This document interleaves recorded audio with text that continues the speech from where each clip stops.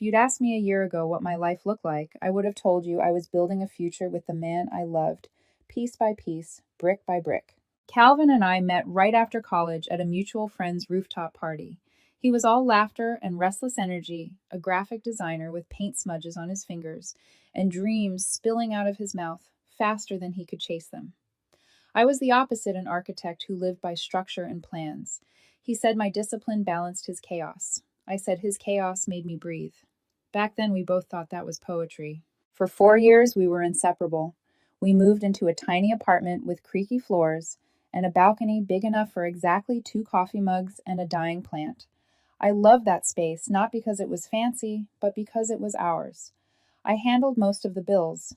He filled the walls with his sketches and made every morning feel like a beginning. When Calvin's freelance jobs dried up, I didn't think twice. I picked up extra design shifts, covered the rent, skipped dinners out, and kept smiling.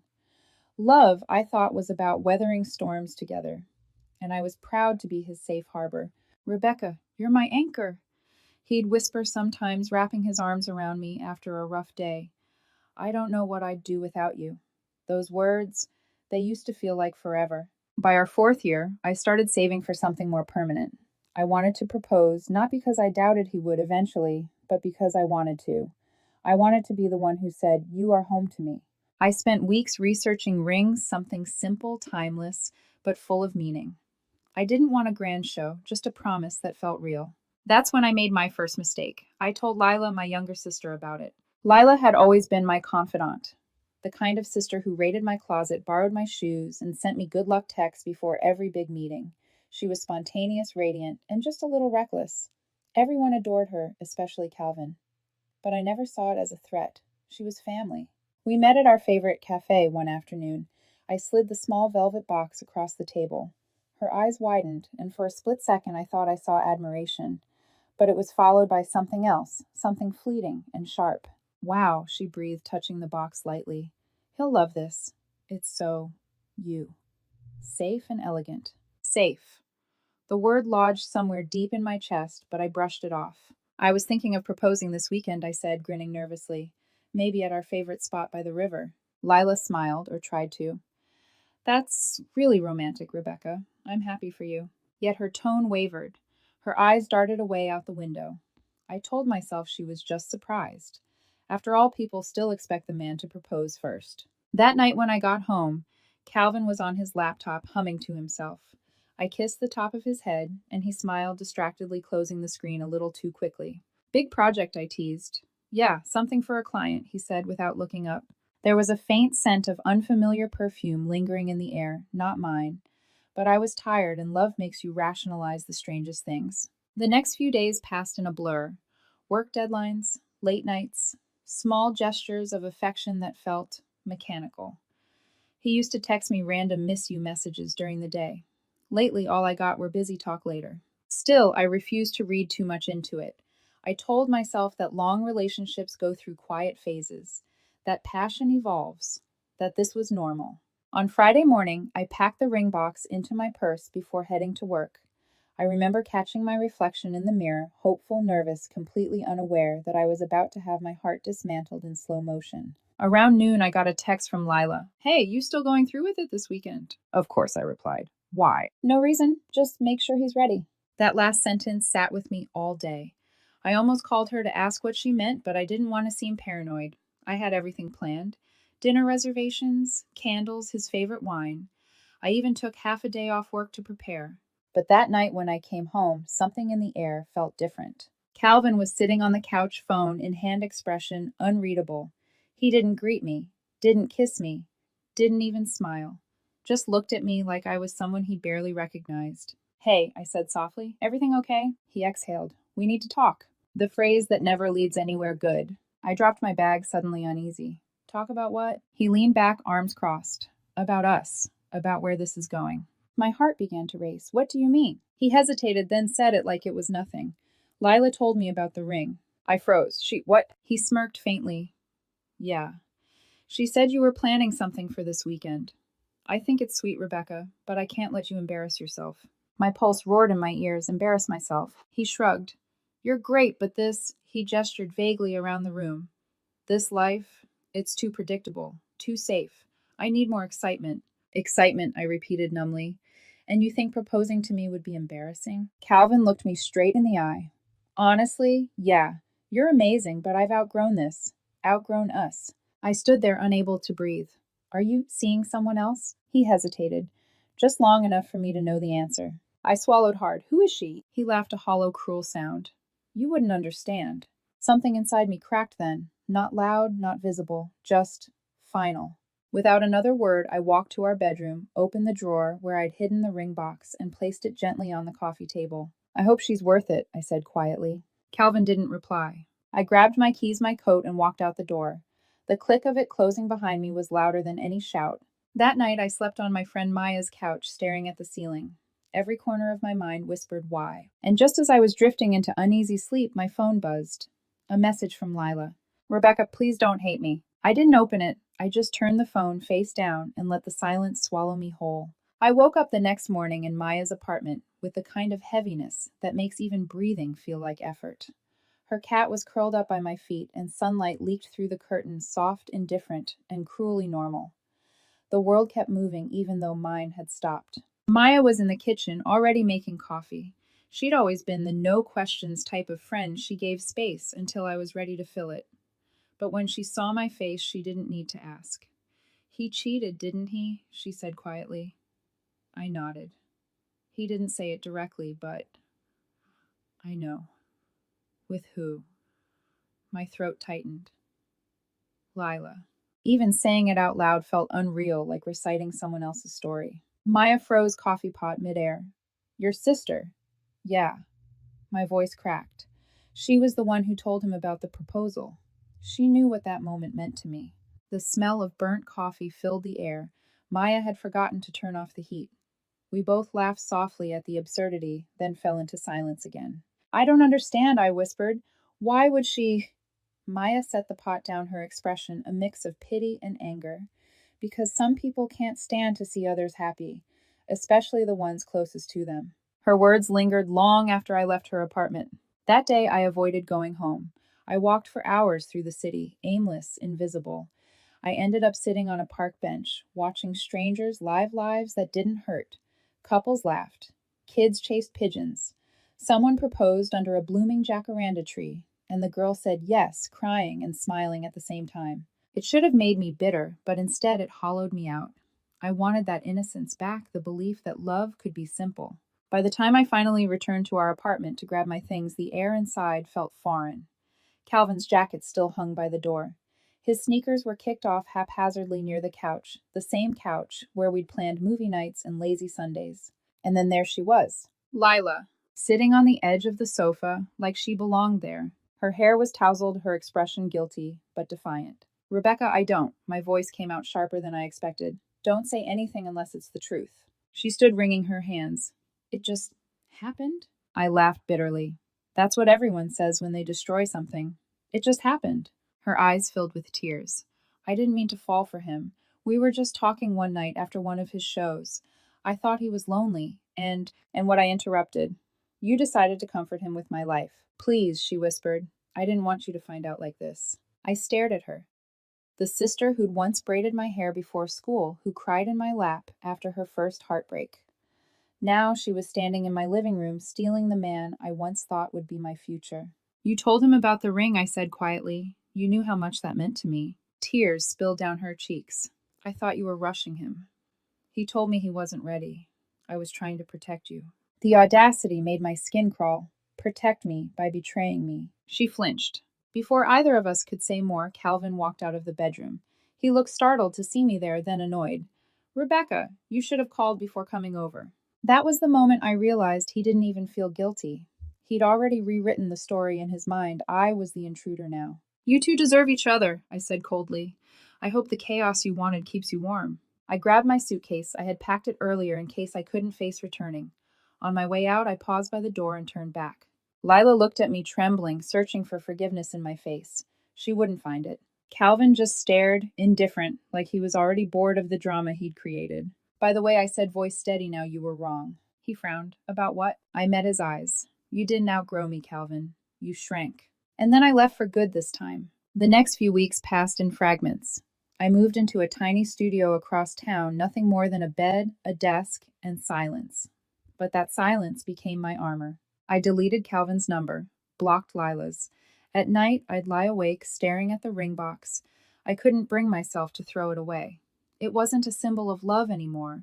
It was a reminder of how deeply I could trust and how easily that trust could be broken. Sometimes I'd imagine them together. Did they laugh at me? Did they tell themselves it was destiny? The thoughts would spiral until I forced myself to breathe. I started journaling therapy on paper. I wrote everything I wanted to scream: the humiliation, the betrayal, the rage that simmered beneath my calm. I wrote until my hand cramped and my tears dried. And then slowly something shifted. I began to see the breakup for what it was: not a punishment, but a release. I had been giving my energy to people who drained me, not deserved me. Maya helped too. She dragged me to yoga classes, made me laugh at ridiculous TikToks, and reminded me that healing isn't graceful, it's messy, loud, and full of relapses. A month later, I started therapy. The counselor, a calm woman named June, told me, "You're allowed to be angry, just don't live there." Her words hit me harder than I expected. So I stopped asking why they did it and started asking why I allowed it to break me so completely. The nights were still long, but less suffocating. I cooked for myself again. I filled my apartment with tiny plants and post-it affirmations. I even laughed one morning when I realized I'd accidentally killed another succulent. For the first time in months, the silence in my home didn't sound like punishment. It sounded like peace. And just when I thought the worst was behind me, that's when their house of cards began to crumble. 3 months. That's how long it took for my tears to run out. Not because the pain was gone, but because I'd finally accepted that crying over people who chose chaos over love was a waste of oxygen. My mornings became a ritual of small victories. Wake up, make coffee, open the blinds, breathe. At first, it was mechanical, like following a recovery manual I never signed up for. But slowly, that routine began to feel like ownership. My life was mine again, stripped down to silence and sunlight. The studio was modest, a single room with paint-chipped walls and an uneven window latch. But it didn't echo with Calvin's laughter or Lila's voice, just mine, and that was freedom. I spent hours reorganizing my life, deleting old photos, blocking mutual friends who didn't want to take sides, and selling the last of Calvin's art supplies that had somehow ended up in my boxes. Every brush, every pencil gone. It wasn't spite, it was closure. At night, I'd sit by the window with a notebook and pen, journaling whatever floated to the surface. Sometimes it was grief, sometimes anger, sometimes just one sentence. He broke my trust, not my worth. Writing became my therapy before I could afford a real one. Then, one afternoon, as I was leaving work, I saw a message notification from an unknown number. "Hey, Rebecca, it's Lila. Please don't ignore me. I just want to talk." I stared at the screen for a long time before deleting it. No reply, no curiosity, nothing. But that night, another message came. "You don't understand what happened. Calvin needed someone. I was trying to help. It wasn't supposed to go this far." I let out a hollow laugh. They always say that, don't they? It wasn't supposed to go this far, yet somehow it always does. I blocked her again. Weeks passed quietly after that. Work was my distraction. I threw myself into projects, late night deadlines, coffee fueled drafting sessions, the satisfaction of structure and numbers. One of my coworkers, a soft spoken analyst named Daniel, began staying late too. We'd talk about everything but our personal lives, favorite cities, childhood memories, even conspiracy theories about how office coffee was intentionally made bad to keep employees awake. It wasn't romantic, not yet. It was safe. A word Calvin despised, but one that now felt sacred. One Friday, Maya convinced me to join her for a weekend photography class. "You need a hobby that doesn't involve spreadsheets," she'd said. So I went. And somewhere between adjusting camera lenses and capturing sunsets through cracked windows, I remembered how it felt to create something beautiful again, not for anyone else, just for me. Through that lens, I started to see everything differently. Pain, betrayal, even loneliness, all of it framed differently when you changed your focus. But peace never lasts long when the past refuses to stay buried. One evening after my photography class, I received a voicemail. Calvin's voice hesitant and low. "Hey, Rebecca. I just wanted to say I hope you're okay. I heard from your mom you moved out. I didn't mean for things to get ugly. Lila and well, things have been complicated. I guess I just wanted to check in." Check in. The same man who had crushed me now wanted to check in. I replayed the message twice, not out of longing but fascination. His voice didn't sound confident anymore. There was strain in it, exhaustion, maybe even regret. I deleted it without saving. But the timing felt poetic, because the very next day, Maya called, voice buzzing with disbelief. Rebecca, you won't believe this. Calvin and Lila. Let me guess, I interrupted their moving in together. Not exactly. They're falling apart. I didn't say anything, just let her talk. Apparently, Calvin had quit his design job, something about creative burnout, and was drinking more than working. Lila's friends had stopped speaking to her after rumors surfaced about Calvin flirting with her coworker at a company party. They're becoming tabloid material, Maya said dryly. Even their mom's embarrassed. I should have felt vindicated, maybe a little satisfaction, but all I felt was tired. Tired of being connected to their chaos, even indirectly. Still that night, I couldn't sleep. I kept thinking about how fragile their world must be built on betrayal sustained by denial. There's a saying my therapist would later remind me of. When you steal someone's peace, you inherit their storms. I didn't know it then, but Calvin and Lila's storm was just beginning. 2 weeks later, a mutual acquaintance sent me a message out of nowhere. Hey, Rebecca, I'm sorry to bring this up, but you were right about Calvin. He's been seeing someone else. And Lila, she's losing it. I didn't respond. I didn't even want the details. But then curiosity, that cursed little ember, pushed me to look. Against my better judgment, I checked Calvin's social media for the first time in months. Gone were the smiling couple photos, the new beginnings captions. His profile was wiped clean. But Lila's page was a different story, a chaos of quotes about heartbreak, betrayal, and self-worth. One caption stood out. Sometimes you give up everything for love, and love still eats you alive. I sat there, phone in hand, and felt nothing but the quiet satisfaction of distance. They were living the consequences of their own choices, and I was finally living without apology. One evening, after a long day at work, I took a walk by the river, the same place where I'd planned to propose.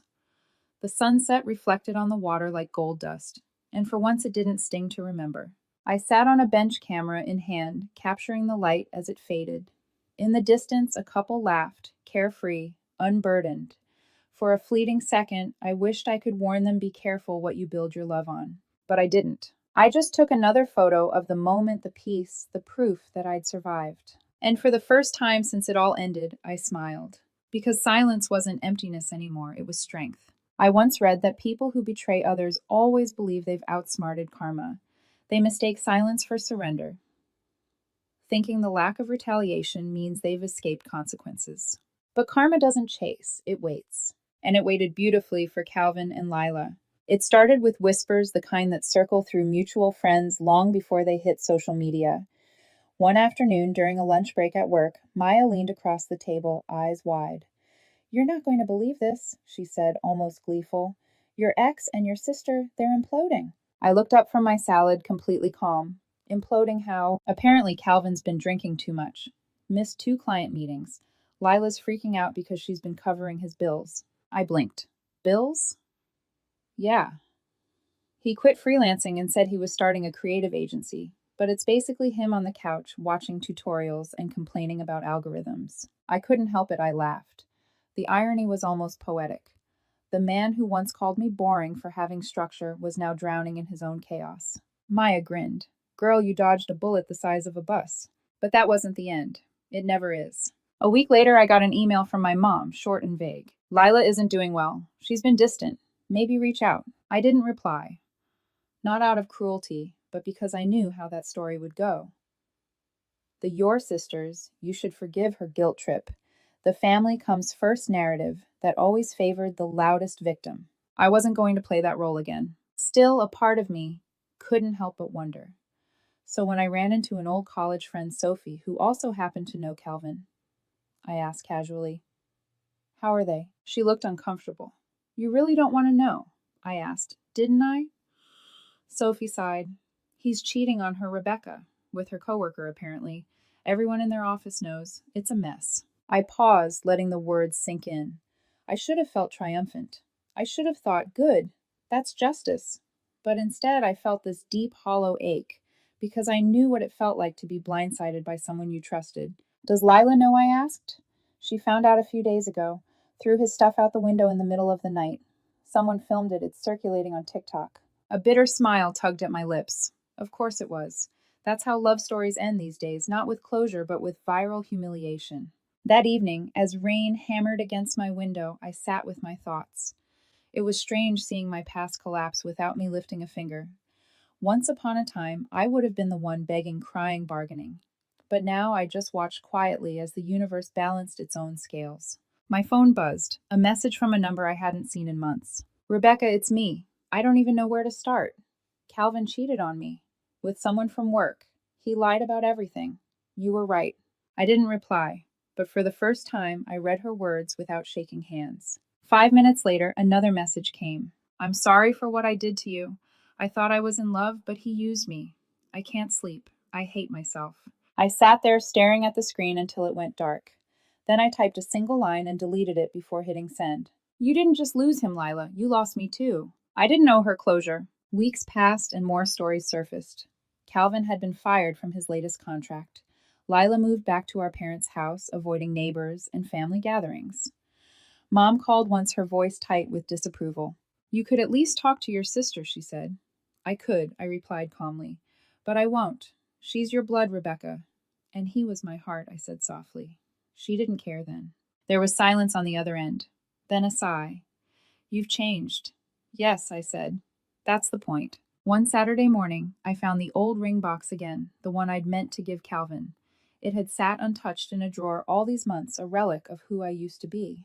I took it out to the balcony, opened it, and stared at the simple gold band catching sunlight. It wasn't a symbol of love anymore. It was proof that I once believed in something pure. And maybe that belief, naive as it was, deserved a better ending. So I slipped the ring into an envelope and mailed it to myself at work with a note, for the woman who learned to choose peace over pain. It arrived 3 days later. I smiled when I opened it, then tucked it into my desk drawer, a personal reminder that some gifts are meant to be kept, even if they were never received. That night, as I walked home, I passed by a cafe where Calvin and I once spent hours sketching dream houses on napkins. It was closed now, boarded up, windows cracked. A for-lease sign hung crookedly on the door. It felt like poetry. Everything we'd built on illusion had finally collapsed. The next morning, I received one more message from Calvin this time. I messed up, Rebecca. I thought I wanted freedom, but I just wanted someone to believe in me again. You were the only one who ever did. I stared at the message, then deleted it. No reply. Because I finally understood you don't owe redemption to the people who destroyed your peace. They were both ghosts now, and ghosts don't deserve the living. That night, as I watched city lights shimmer from my balcony, I realized something profound. I didn't need revenge. I didn't need apologies. Their lives were unraveling perfectly on their own. And me, I was finally free enough to stop looking back. The funny thing about healing is that it doesn't announce itself. There isn't some cinematic moment where you wake up one morning and say, I'm over it. It happens quietly, in between the coffee you make without thinking of them, the song you can finally listen to again, the name that no longer hurts when someone mentions it. That's where I was when karma came knocking. It started on a gray Tuesday morning. I was leaving a client meeting when my phone buzzed an unknown number. I almost ignored it, but something made me pick up. Rebecca. The voice was shaky. I didn't recognize it at first. Then I did. Lila. I froze on the sidewalk, the noise of traffic fading around me. What do you want? She let out a breath that sounded like defeat. I know you probably hate me, and you have every right to, but I need to say this. I didn't answer. Calvin's gone, she said finally. He left, packed his stuff, and disappeared 2 weeks ago. No note, no explanation, nothing. I felt nothing. Just a quiet, detached pity, not for her, but for the version of myself that once would have cared. Why are you telling me this, Lila? Because I don't have anyone else, she whispered. Mom barely speaks to me. Dad's ashamed. And Calvin, her voice cracked. He took money from me, Rebecca. Thousands. Said it was for his agency. Turns out it was for someone else. I closed my eyes, exhaling slowly. You chose him over me, I said evenly. Now you're living with the consequences. I know, she said through quiet sobs. And I hate myself for it. I thought he loved me. I didn't respond. She kept talking, desperate, spiraling. I wake up every morning and see your face in my head the way you looked when you left that night. You should have screamed at me. You should have hit me. Anything but walk away like I didn't exist. I took a long pause before answering. You're right, I said softly. I should have screamed. But I think silence hurt you more. There was a stunned pause on the line, a realization she couldn't deny. I'm sorry, Rebecca, she whispered finally. I don't expect forgiveness. I just wanted you to know you were right about everything. And for the first time in months, my voice didn't shake when I replied, I know. Then I hung up. That night, I went for a walk. The city was bathed in the soft glow of rain-soaked streetlights. I passed by couples holding hands, a man playing guitar near the subway, a little girl in a red coat chasing after her father.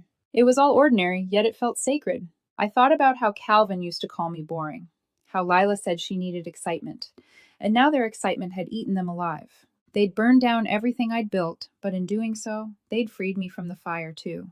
2 weeks later, I ran into Maya at a cafe. She had that look on her face, the one that meant gossip. What I asked, sipping my latte. She smirked. Guess who's back in town trying to fix his reputation? I didn't even have to ask. Calvin.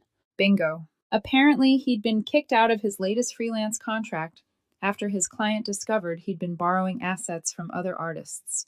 Word spread fast in the design community. His career was crumbling, and no one wanted to work with him anymore. Maya leaned forward, lowering her voice. He's been telling people that you're the only one who ever believed in him, that he messed up the best thing that ever happened to him. I stirred my coffee slowly. Let him tell his stories. I'm done being a character in them. That weekend, I attended an exhibit for local photographers, something I'd dreamed of since starting my classes. One of my pieces, Stillness, had been selected for display. It was a simple shot, the river at dawn calm and undisturbed, with sunlight breaking through fog. When I walked into the gallery and saw people stopping to look at it, my heart swelled. Not with pride, but peace. Because for the first time in my adult life, something beautiful existed in my world that wasn't tied to someone else's validation. And that's when I saw him. Calvin, standing a few feet away, unshaven eyes sunken. He looked smaller, like someone who'd been living in the shadow of his own decisions. He approached slowly, almost cautiously. Rebecca, he murmured. I didn't expect to see you here. I turned perfectly composed. It's public, Calvin. You're allowed to exist. He gave a dry laugh. You look different. I am different. He nodded, hands buried in his pockets. I heard about your exhibit. Congratulations. I always knew you'd do something amazing. For a second, I saw the ghost of the man I used to love, charming, soft-spoken, promising. But ghosts don't stay long. He glanced at the photograph, then back at me. I miss this version of you, the one who believed in me. I tilted my head, meeting his eyes. You don't miss me, Calvin. You miss who you were when I loved you. That shut him up. He nodded, stepped back, and muttered, You deserve better. I hope you find it. I already did, I said quietly. As he walked away, I realized something profound. I didn't need to forgive him to be free. I just needed to stop remembering him with pain. That night, I texted Maya one simple line. Closure doesn't come from their apology. It comes when you stop needing one. She replied with a heart emoji and, look at you dropping wisdom bombs like it's poetry night. I laughed for real this time, the kind of laugh that doesn't ache afterward. A few days later, I got another message, this time from Lila. He's with someone else now. I shouldn't care, but it hurts. I guess this is what I deserve. I hope you're happy, Rebecca.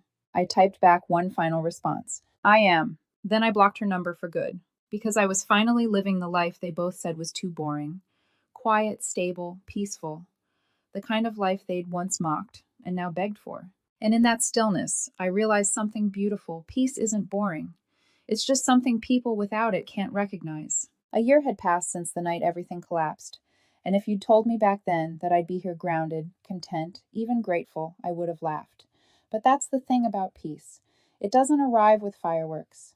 It seeps in quietly until one morning you wake up and realize your heart doesn't flinch anymore. My career had flourished. I'd been promoted to lead architect on a new urban renewal project, something that would reshape part of the city's skyline. My work became my anchor again, not a distraction. I traveled, made new friends, and most importantly, learned to enjoy my own company. And somewhere along the way, Daniel, the quiet analyst who used. He wasn't a whirlwind like Calvin. He didn't speak in grand promises or make chaos sound like adventure. He was calm, consistent, real. And after years of equating intensity with love that felt like a revelation. Our relationship grew slowly, like sunlight spreading across a quiet morning, steady, warm, and genuine. One evening, Daniel took me to a small restaurant tucked away downtown. The lights were soft, the music mellow. We talked about everything and nothing, the kind of conversation that doesn't need to impress, just connect. At some point, I laughed at one of his dry jokes, and when I looked up, I froze. At the far end of the room, sitting alone at the bar, was Lila. She looked older. Not in age, but in spirit. Her makeup was smudged, her hair unkempt. There was a sadness in her that no amount of apology could erase. She noticed me too. Her eyes widened, disbelief, then shame. Before I could look away, she stood and started walking toward our table. "Rebecca," she said softly, voice trembling, "can I talk to you?" Daniel glanced at me silently, asking if I wanted him to step away. I shook my head. "You can say whatever you need to right here." Lila swallowed hard. "I know I don't deserve your forgiveness, but I need to say this. I lost everything. Calvin. He's with someone else now. Someone younger. My career's gone, my reputation's trashed, and Mom barely speaks to me. I've been living out of a rented room. Her voice cracked, tears spilling. "You were right, Rebecca. You were always right. I thought I was chasing love, but I was just running from myself." Her words hung heavy between us. For a long moment, I didn't say anything. I just looked at her, my sister, my sweaters, now a stranger hollowed out by her own choices. When I finally spoke, my voice was steady. "Leela, I hope you find peace, but that peace doesn't live with me anymore." She stared at me, eyes glistening. "I just wanted you to know. I miss you." "I don't," I said quietly. "Not anymore." Her lips parted, but no words came. She looked at Daniel, then back at me, and I saw it the full weight of her regret crashing in. Then she turned and walked away, shoulders shaking. Daniel reached across the table, taking my hand. "You okay?" I nodded, breathing deeply. "Yeah, that was the last ghost." A week later, I heard the final piece of their story. Calvin and Lila's breakup had gone public, messy, humiliating. A mutual friend sent me screenshots I didn't ask for Calvin's new girlfriend, posting cryptic captions about cheater, broken heart emojis. It was tragic in a predictable way. But I didn't feel triumphant, just finished. Sometimes justice isn't loud. It's watching people fall into the holes they dug for you and realizing you don't even need to look down anymore. That Friday, Daniel surprised me with a weekend trip, a quiet cabin near the lake. The same river, actually, where I'd once planned to propose to Calvin. Life, it seemed, loved full circles. As the sun set over the water, Daniel handed me a small velvet box. My heart skipped. He smiled nervously. "I know you've been through a lot, and I don't want to replace anything from your past. I just want to build something new with you, at your pace, no pressure." When he opened the box, I gasped. Not because of the ring, but because it was the same minimalist design I'd once picked out for Calvin. Except this time it didn't feel like a recycled dream. It felt like a healed one. Tears stung my eyes as I nodded. Yes. He slipped the ring on my finger, gentle, certain, real. Months later, at our engagement dinner, the night felt like a movie I'd rewritten for myself. Warm laughter, music, no chaos, no secrets. And for a brief moment, I saw a familiar face near the entrance, Lila again standing outside the restaurant, watching from afar. Our eyes met for half a heartbeat. She smiled faintly, then turned and disappeared into the night. I didn't follow her. I didn't need to. Some people are chapters you don't reread, not out of anger, but because you finally learned the story's lesson. As Daniel and I danced under the soft glow of lights, I thought about the girl I used to be, the one who thought love was sacrifice, that silence was weakness. Now I knew better. My voiceover would have ended like this. Peace isn't boring. It's the quiet sound of a heart finally beating for itself. The same peace she once called dull became the life she begged for.